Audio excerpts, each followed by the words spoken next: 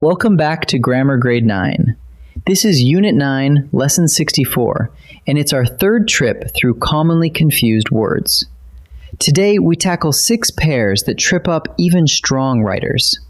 Different from, farther and further, fewer and less, good and well, in and into, and one word that isn't a word at all. Each pair comes with a simple test you can carry into any sentence. Let's dig in. Let's start with a pair that trips up even careful writers. Different from and different than.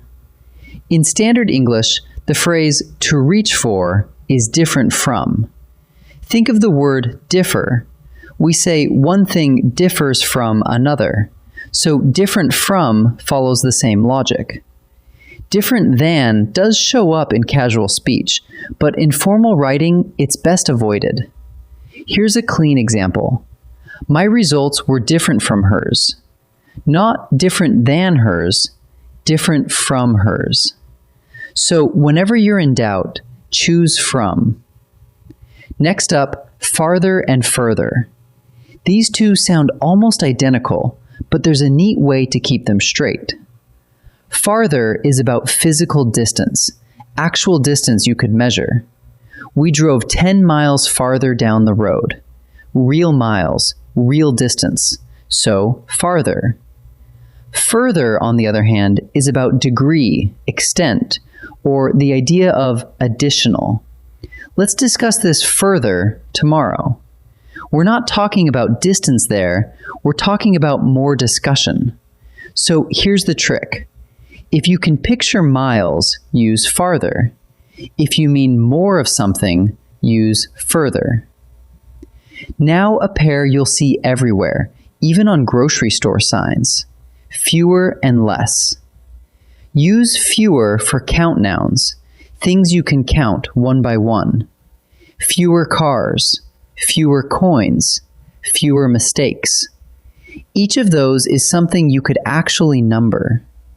Use less for non-count nouns, things you measure rather than count. Less traffic, less water, less noise. You can't count individual traffics or waters. You measure the amount. So the classic test is simply this. Can you count it? If you can, it's fewer. If you can only measure it, it's less. Let's briefly revisit a pair from Lesson 59, good and well. Good is an adjective, so it describes a noun. She is a good writer. Good tells us about the writer. Well is an adverb, so it describes a verb, telling how something is done. She writes well. Well tells us how she writes. A quick reminder about health, too. When you're talking about someone's health, I feel well is perfectly correct, because there, well acts as an adjective meaning healthy. But for describing an action, reach for well. He sings well. She played well. Here's a small pair with a big difference, in and into. Use in to show location. Something is already inside. The keys are in the drawer. They're sitting there, already inside. No movement involved. Use into to show movement, going from outside to inside. She walked into the room. She started outside and moved in. So picture the action. If nothing is moving and you're just naming where something is, use in.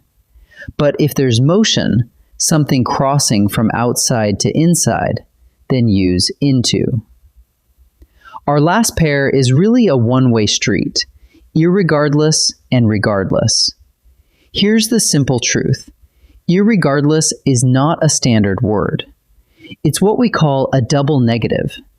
The prefix ir means not, and the ending less already means without. So the two cancel each other out and leave a tangled word that careful writers avoid. The word you actually want is regardless, which means in spite of everything. Regardless of the weather, we'll go.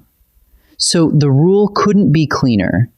Drop that extra er at the front and just say regardless. Let's pull all 6 pairs into one quick review. First, things differ from each other, so use different from. If you can picture miles, it's farther, and if you can count them, it's fewer. Second, good is the adjective and well is the adverb, and the difference between in and into comes down to motion. And third, the easiest of all, there's no such word as irregardless.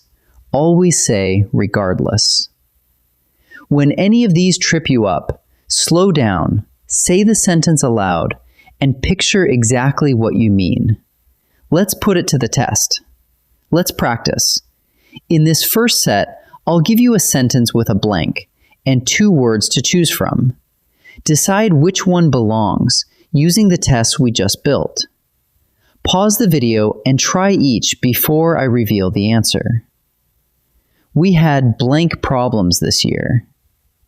Can you count problems? Yes, 1 problem, 2 problems, 3. Since problems are countable, the right choice is fewer, so the answer is fewer. Let's explore this idea blank. Are we measuring miles here? No, an idea has no physical distance. We mean exploring it to a greater extent. That calls for further, so the answer is further. The cat jumped blank the box. Picture it. The cat starts outside and lands inside. That's movement from outside to in. Movement calls for into, so the answer is into.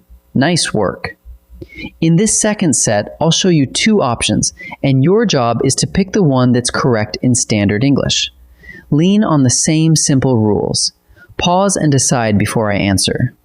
Which sentence is standard English? Remember, things differ from one another, so the phrase we want is different from. The first option uses different than, which we avoid in careful writing. The second, different from, is the standard choice, so the answer is the second option. Which word is correct? One of these isn't really a word at all. Irregardless piles a not on top of a not, a double negative careful writers steer clear of.